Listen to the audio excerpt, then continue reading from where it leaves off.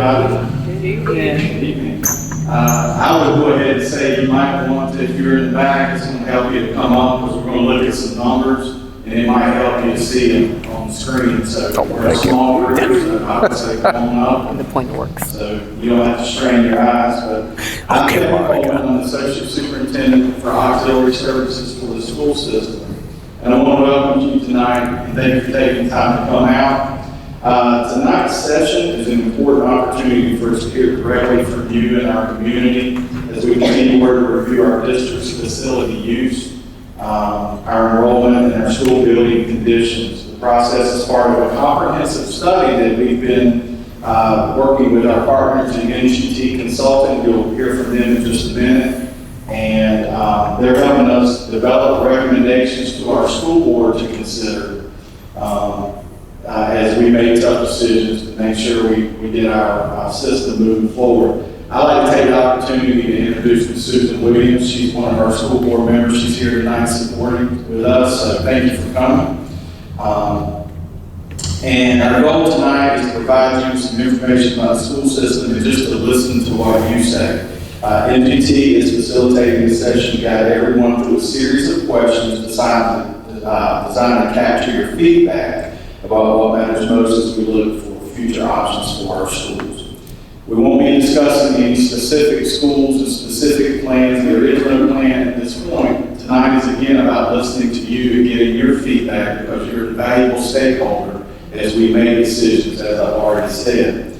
So your input is critical, and to make sure we cover everything we need, I'd like to thank you again for taking time here and helping us shape the future of Carmen County Schools. And now I'll turn it over to our partners from MGT to begin.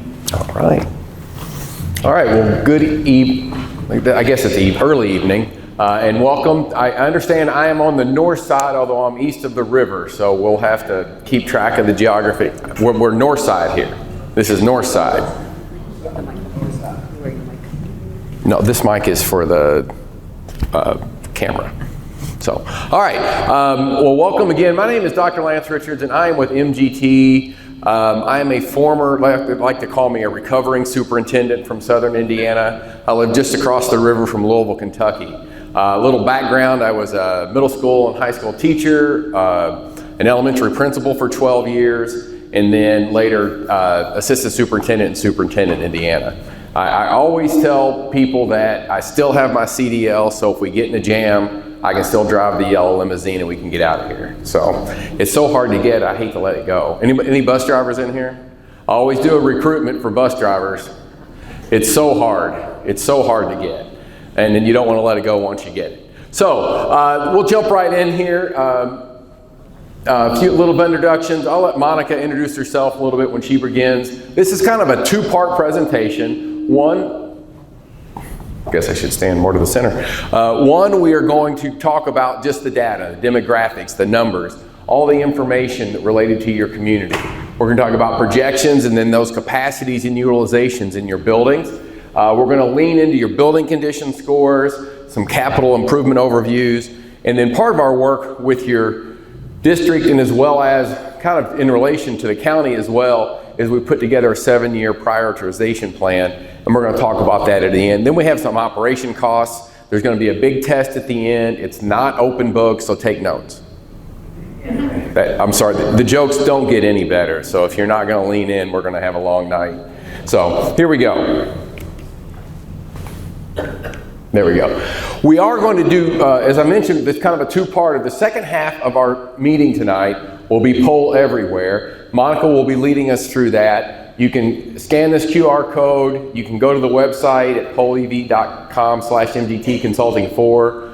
You can also text, if you want to just do it participating in text only, you can text MGT Consulting 4 to the number 2233.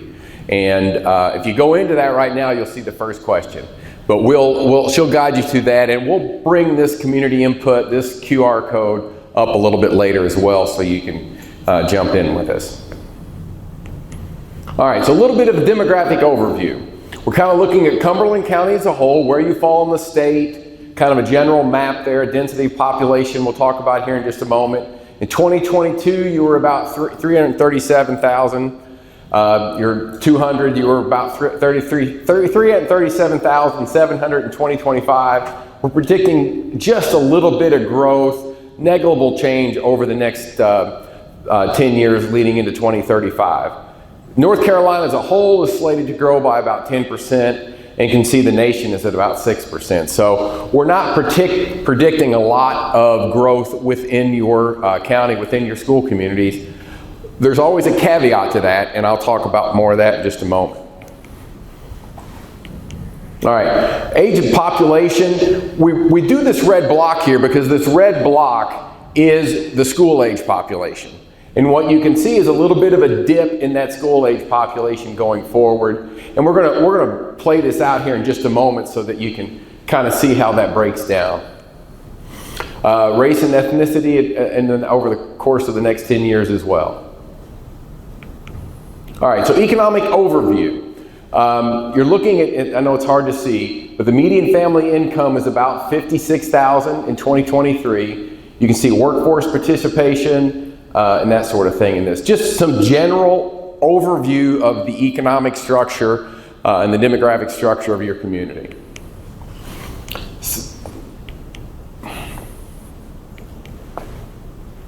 Let me try it one more time. You got it. Oh, there it goes. It's no surprise that your largest industry is government, given what we're sitting here next door to at this moment. So, and we'll talk more about that in just a moment as well. So, your leading industry is government. Cumberland County Schools, and you can kind of see these are set up by the districts or the zones, districts of your school board representation, and you have one primary all the way down through 14 high schools. And we assessed a total of 85 schools in this process, 85 schools. And these are your elementary boundaries. And you can see in order to capture population, the zones have to get bigger. And as you get in and around Fayetteville, you can see that your attendance zones get smaller. Similarly for your middle schools, see that the footprint for Mac Williams, and as well as Pine Forest at the top there. And then you can see, Mac Williams lends itself back to Cape Fear High, similarly with Pine Forest at the top.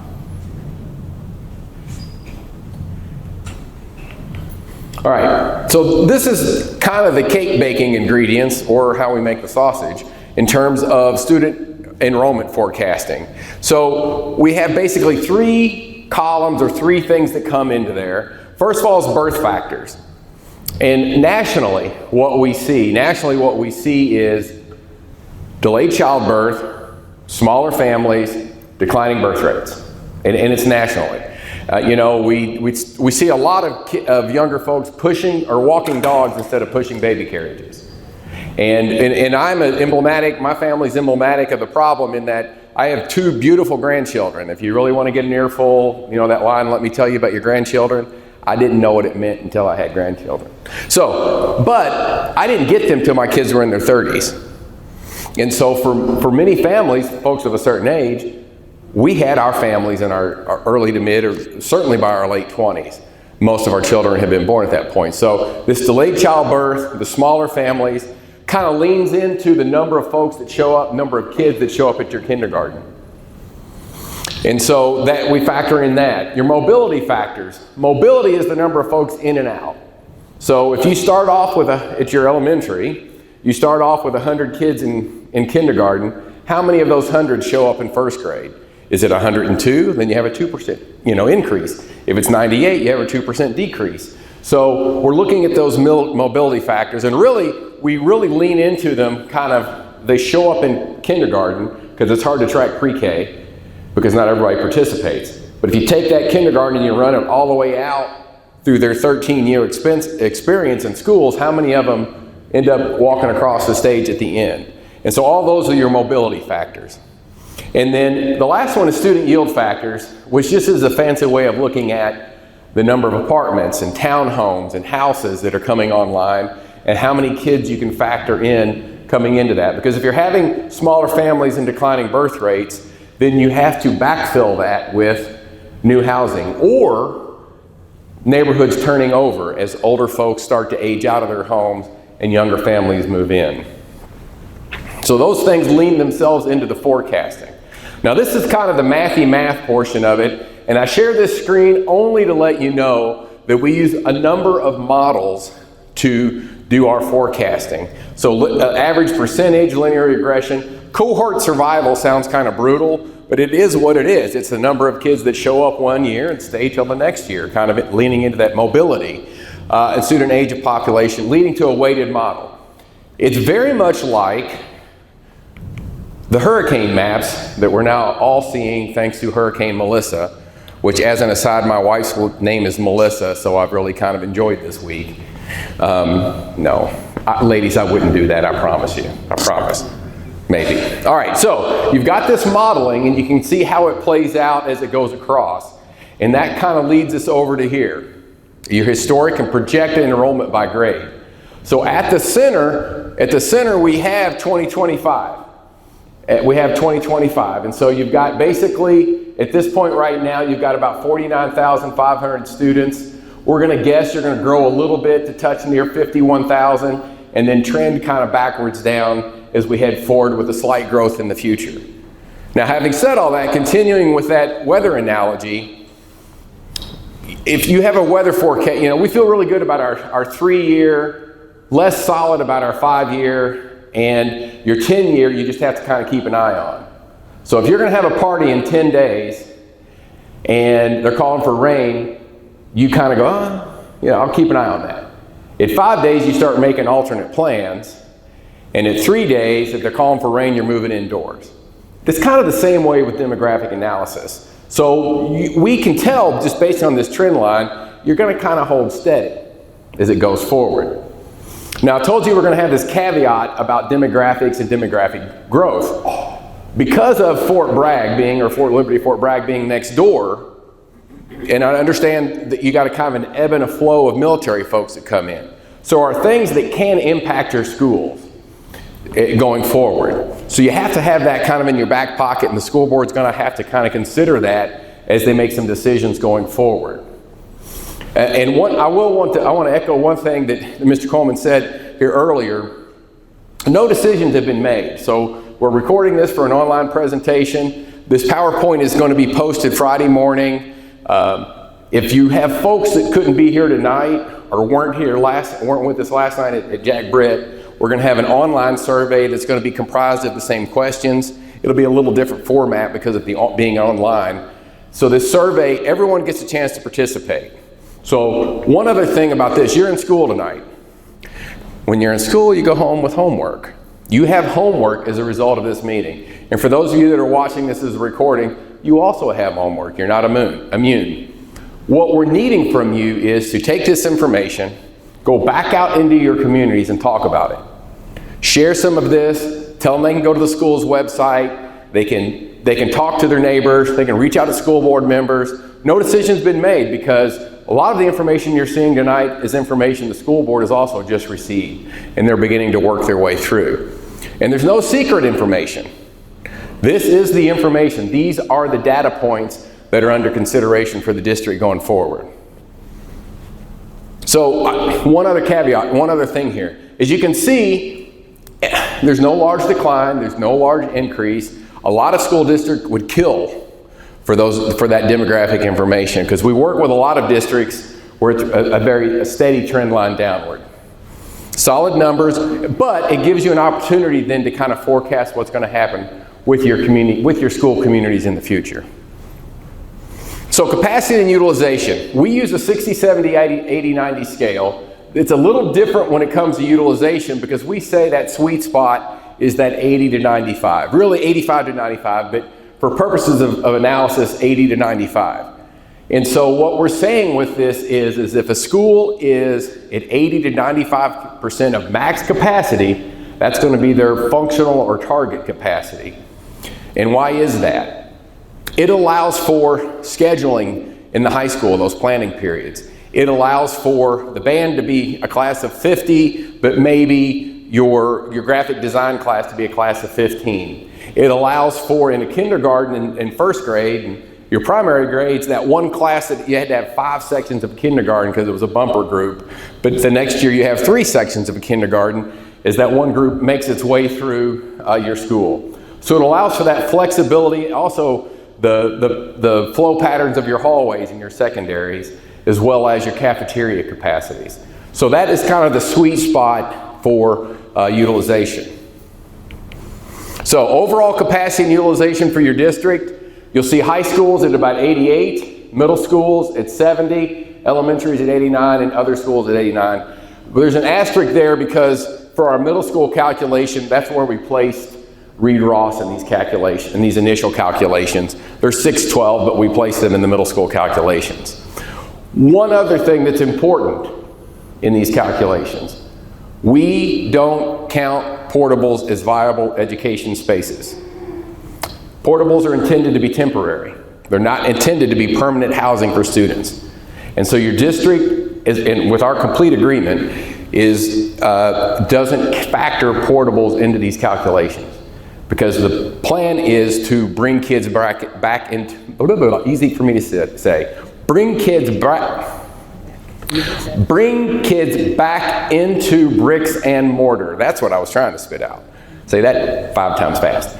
So the point of that is there's no portables in these calculations. So as you can see here with your high schools, what we know is, for example, if you're looking at this, let me back up just a second. All right, notice the yellow is approaching inadequate space. It's not that it's not operational, it's just that things are starting to get a little snug, and if you're going to continue to have growth in that school, you need to kind of pay attention. So when we see these charts going forward, like at Jack Britt and what we're seeing at Cape Fear, they're operating, they're in their footprint, it's just that things are starting to get a little snug.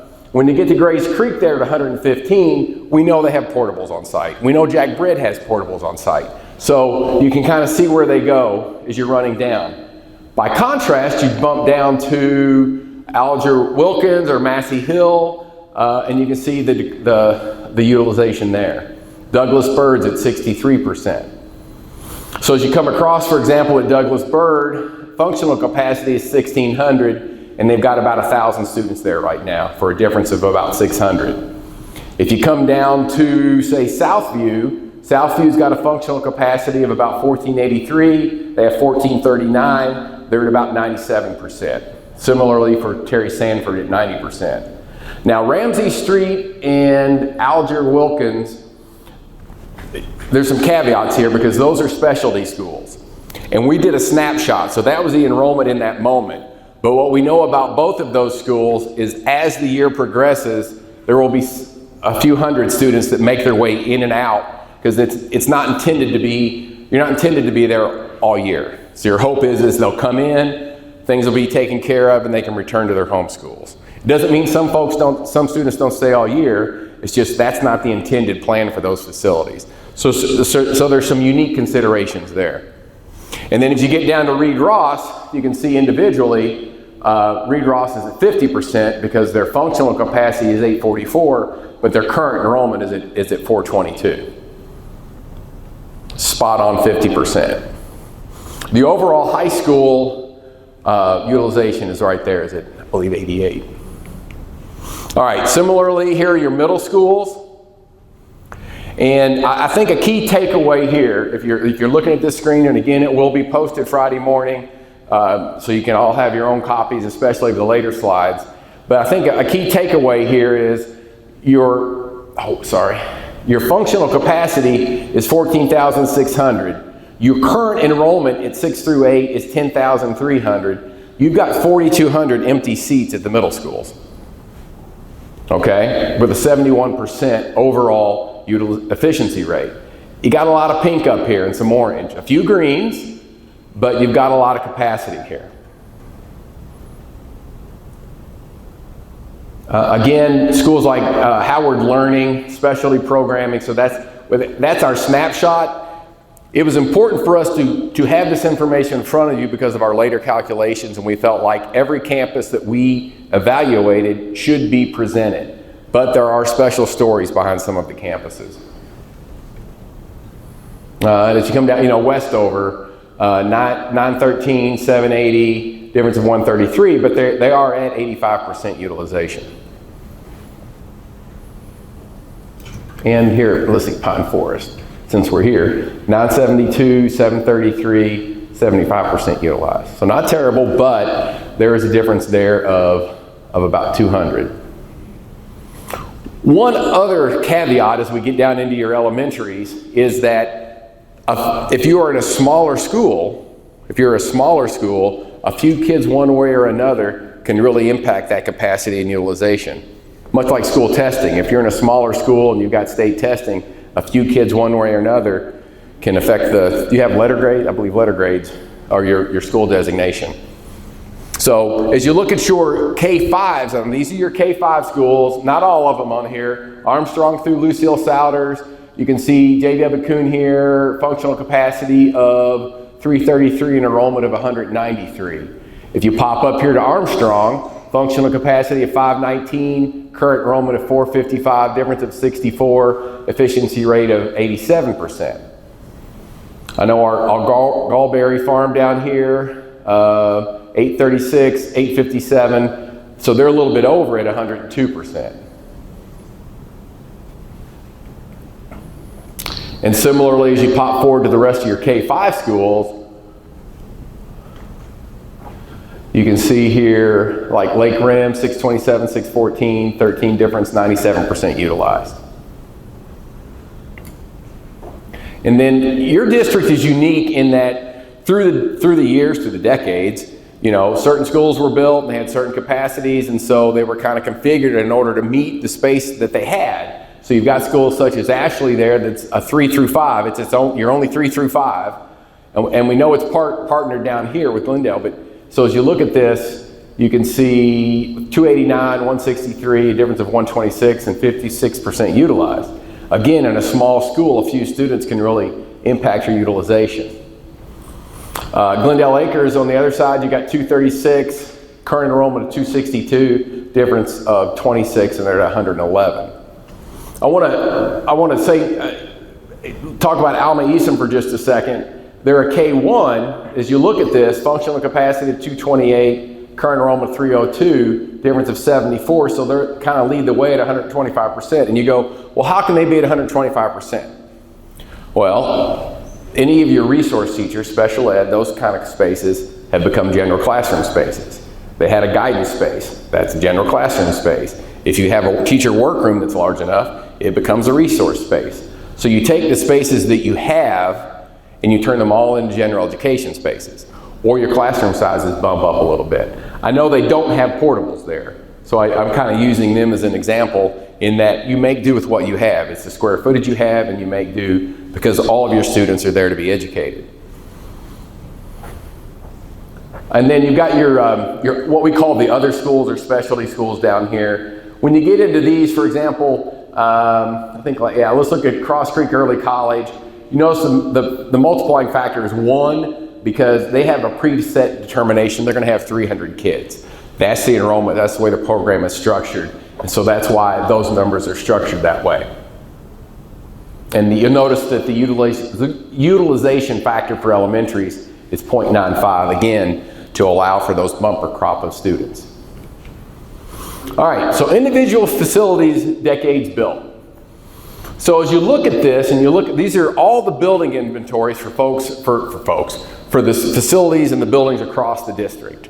Okay? And you can see that they went on a building tear in the 60s as things were built up, continued in that 60 range up into 90s. In the early 2000s, you had 66, then a precipitous decline. The last 2 schools built were the New Century schools.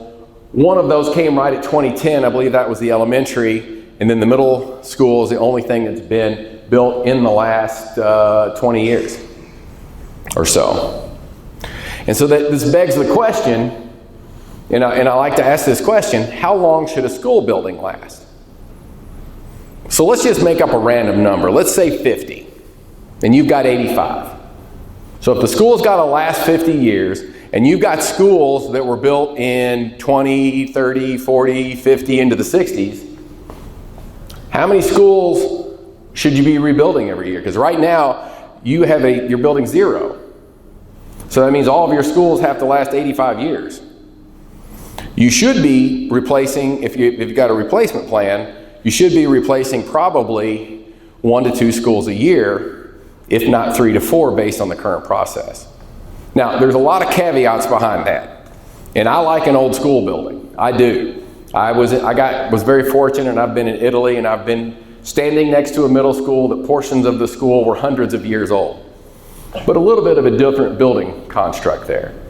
Having said that, we know for a fact that your 30s and 40s buildings, and some of your early 50s buildings were built to last. But if you own a home that's out of that range, anybody have a 1930s home in here, 1940s or 50s home? All right, what do we know about all the infrastructure and mechanicals behind that house?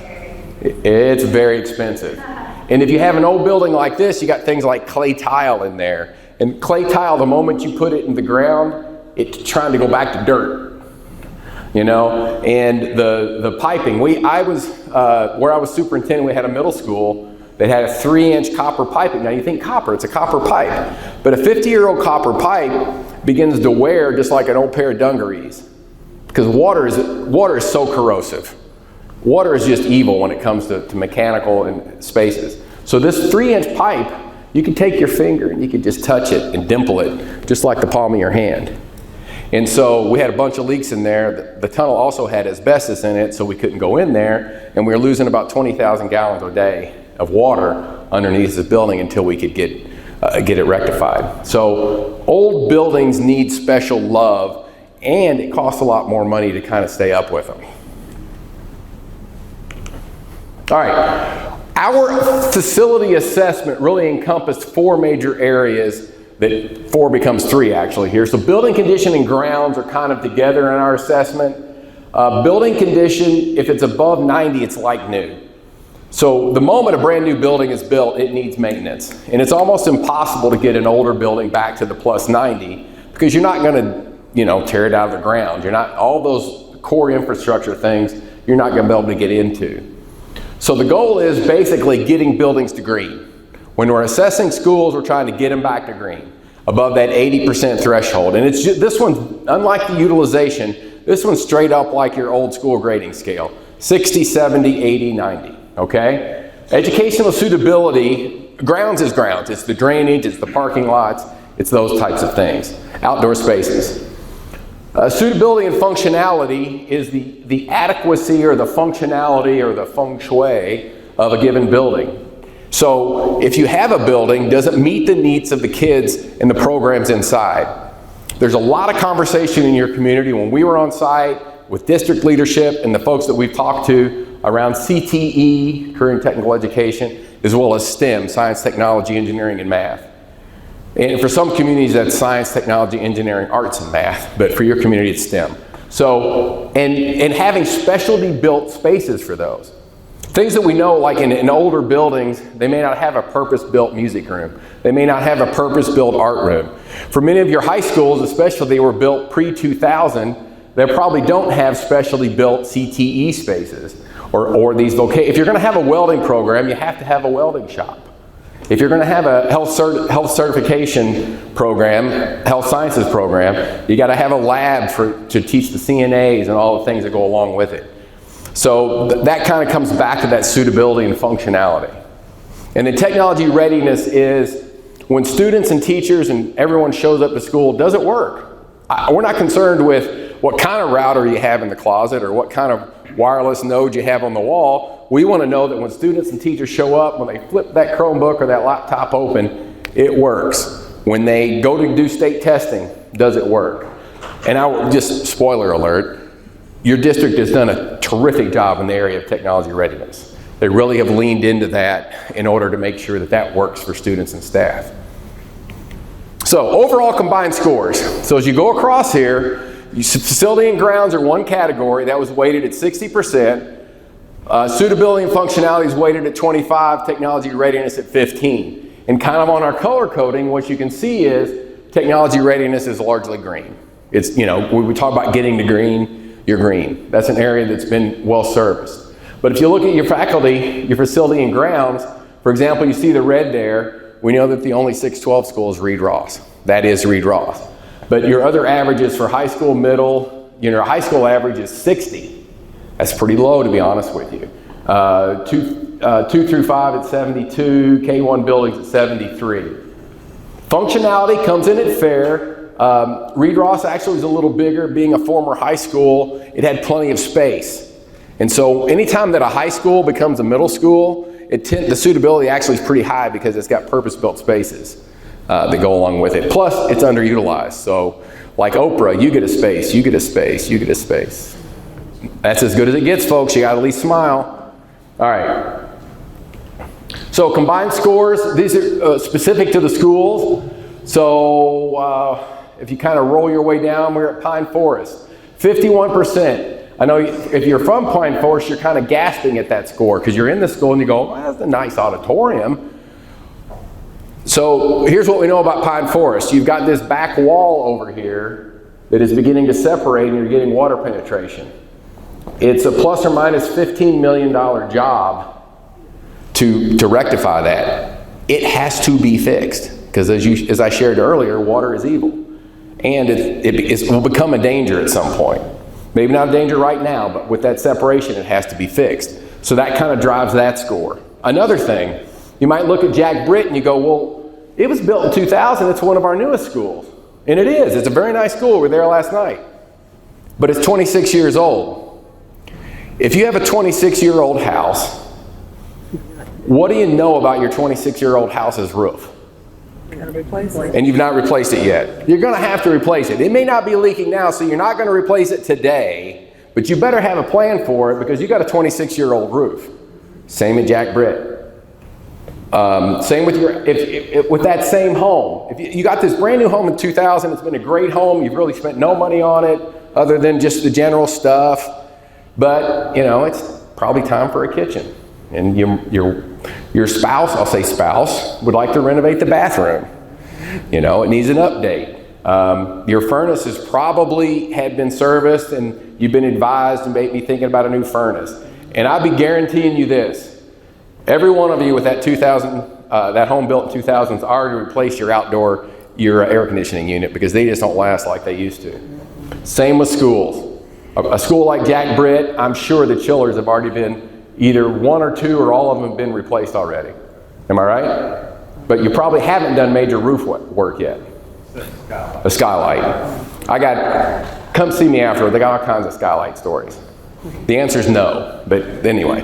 All right, but looking at schools, you can kind of see. So some of your older schools may actually have a little higher score as you roll your way down through there. But let's be very honest. These scores will then impact the need of those facilities when we get to the dollars.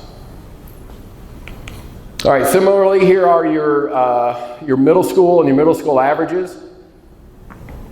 A lot of reds on this screen in terms of deferred maintenance and dollars.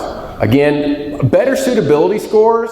Again, kind of Bird, when you're talking at Bird South and North, because they're so underutilized, there's a lot of space there, and that can actually drive your suitability scores up a touch because you've got plenty of space for everything.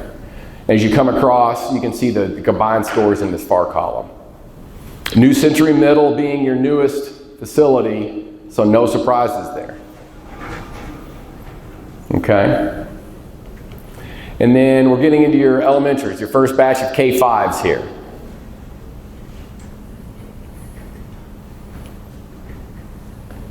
So as you can see, again, some of your suitability scores, again, very strong technology readiness.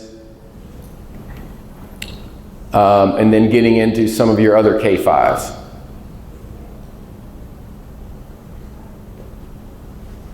And again, these will be posted for you Friday morning. Now, I want to point out, last night I talked about Alma Esom. And I said, oh, it's got a better score than maybe one of your newer schools. Well, it is not one of your newer schools. It's a fairly old school, but they recently had to put a lot of money into it in order to bring it up to stuff. So what we know about Alma Esom is, when we talked about roofs and we talked about their major mechanical systems, those have had to be refreshed because of the age of that facility. And so this is a testament to that you can take care of an old building. You just have to, there's a show called Pardon the Interruption on TV. And one of the co-hosts talks about the fact that the answer to all of your problems is money. So the answer to all of your challenges when it comes to building maintenance truly is money. All right, so budgeting and planning, kind of getting into the hard cost of it. We use a service called RS Means, and RS Means looks at regional costs for construction. Now, we don't let that be our only documentation, but we take a look at that. That's kind of, if you were doing Monopoly, that's go. That's where you would start with RS Means. And we kind of look at the hard costs. And hard costs are the bricks and the mortar and the seats and the copper wiring and the copper piping. It's the hard stuff. It's the construction of the building and putting that up. Those are your hard costs, the actual building of the facility. And we also look at, we get with the district and we say, all right, you had a local building built, 5 years ago, or you had this wing ad, or you had these renovations. What were your costs per square foot? And we calculate that out. And then we have an escalation factor of about 3% a year, just inflation rolling forward, and that's probably a little light. And then soft costs. Soft costs are those things that are kind of in behind the construction. It's the architectural fees, it's the legal fees, it's the permit fees, that's what I was going after, special insurance, financing, all those back end costs that bring the construction forward. And so we compiled a list as we visited every school. We got on the roofs, we went into the mechanical spaces, we looked in the tunnels, we visited the bathrooms, the music rooms, everywhere we could go, your athletic facilities. We crawled all over your facilities. We compiled a list of 3,672 items, and we prioritized those 1 through 4. And we brought this list forward, and we calculated it with RS Means and all those other things, and we came up with a grand total of $805 million worth of maintenance to be completed over the next 10 years. Now, priority ones were those things that had to be done immediately. In fact, many of those things were already on the master list for the district at that time. Priority 2 had to be done coming up in the next year. So we were here about 6 months ago. We know some of these things have already been looked at. Priority 3 in the next, not yet critical, but in the next 2 to 5 years, and then recommended in 6 to 10 years is priority 4. And by category, just overall aesthetics was $256 million. And that's like soiled carpets, that's painting walls, it's all of those kind of the interior environment of the spaces. And then building code compliance, you had deferrals, functional improvements, systems, conservation in terms of LED and that kind of thing, and then of course safety. So what happens so we brought this forward and we shared it with the board. MGT did, this was our earlier work. We shared this with the board, we shared this with your community, your county councils, county commissioners, and they came back said, all right, you looked at a 10-year plan, let's commit $300 million over the next 7 years. So we were asked then to come back, take a look at the original assessments, look at the prioritizations, and this was kind of our rubric. And this is something that, Monica, if you want to talk to her afterwards about this, she and I and another one of our couple of folks on our team dove into these numbers, prioritized them versus safety first. Anything that was safety had to be completed. Those kinds of things, those critical things that had to be completed had to be in the plan. But we also had to be kind of smart about it because there were a number of big roofing projects on there. And you can't do all the roofing projects in 1 year.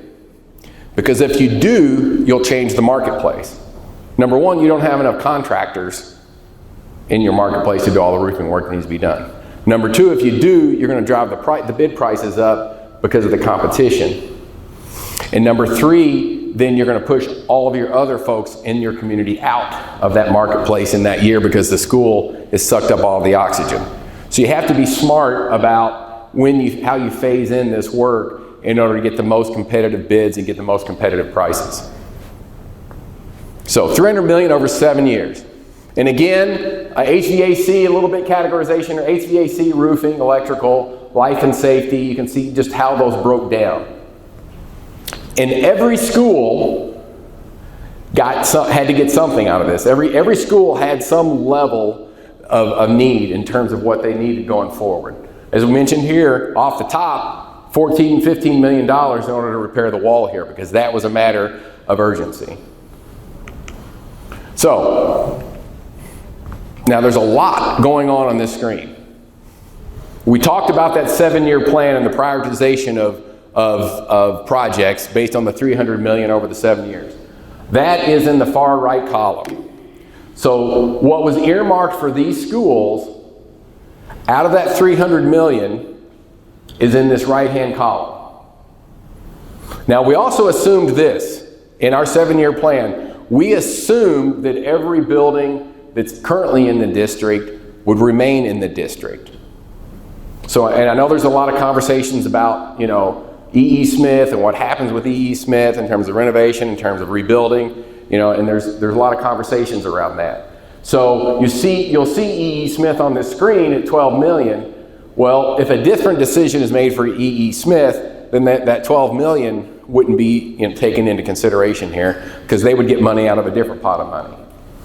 So anyway, moving forward, you've got operational costs. Now what we did for this column is we took a look at the cost of operation for a school across a 12-month period. And again, it's just a snapshot in time. And those numbers could be different in this next 12 months. And this is everything from toilet paper to teachers. Okay? It's everything to make the building operational. It's not your big maintenance costs, but it's the operational cost of what it takes to have a building operate. Utilities, all of those things. The people and the utilities and the operational costs behind that facility. So for a Jack Britt, it was about $13 million. If you come down to Pine Forest, you're at about $10,700,000. Okay? And as you carry that across, you can see the enrollment, the capacity, utilization, their facility score, and you can see a cost per student.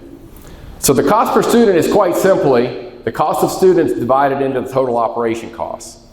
So for Pine Forest, where we are, it costs about $6,700 a student to operate this facility for every kid that walks in. And kind of going back to that smaller school versus larger school, you can see that sometimes your smaller schools are going to have a smaller divisor. Am I using that right? Divisor?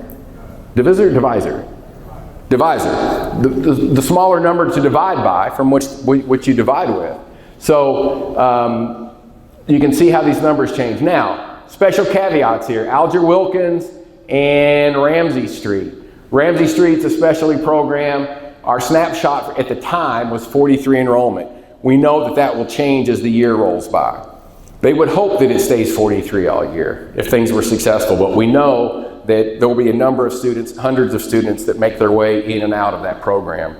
But there, honestly, there's choices and decisions being made about every school up there. So the average cost per student right down here, $7,500, roughly $7,500, $7,600. Okay? And then the total expenditure, not average here, that's the total expenditure on high schools.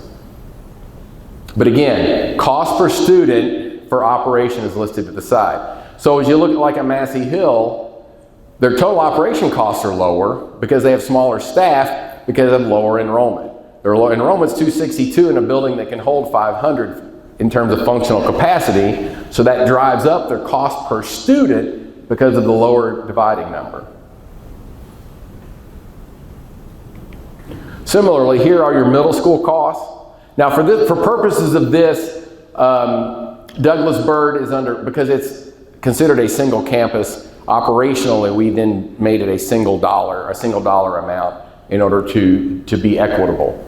So for example, at Douglas Byrd, $7,700,000 to operate both of the buildings, both of the facilities, at an average cost of $9,300. The average cost per student at the middle school level is $81.82. Again, Howard Learning is an outlier because of the specialty programming. But if you look at New Century Middle, enrollment of 344, capacity utilization right now just under 45%. So the cost per student is higher. And then for our calculations here, this is where we place Reed Ross. And then here are your elementaries, total operation costs listed in the left-hand column. let's just kind of chase one down here. Let's look at Glendale Acres, $3,262,000, a cost of $11,000 a student, going forward. Bump up here. Let's look at Brentwood, $490,000 out of $556,000, cost of $9,900. So you can chase these numbers across and down to get those calculations.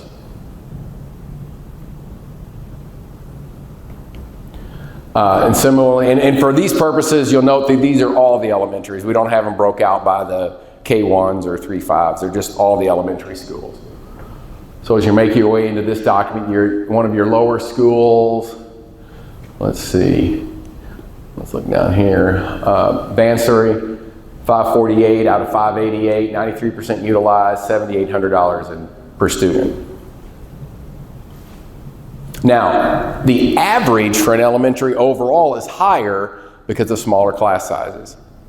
Buildings are a little smaller in general, and you have smaller class sizes by design. So that's why your average is always going to be a little higher at the elementary level. And the total planned cost of $113 million across those 7 years. Again, assuming all the buildings stay in the inventory. All right, so Monica now is going to jump up and join us. She's going to guide us through the poll everywhere. For those of you that may have joined us online in this recording, your recording here is going to stop and you're going to be directed to participate in the online survey. And again, for folks that couldn't be here tonight, any of your community members, we're going to be pushing out that survey to you folks, to your community, early Friday. And that'll be open for probably a week or so, and we encourage everyone to participate in that survey as well. So thank you.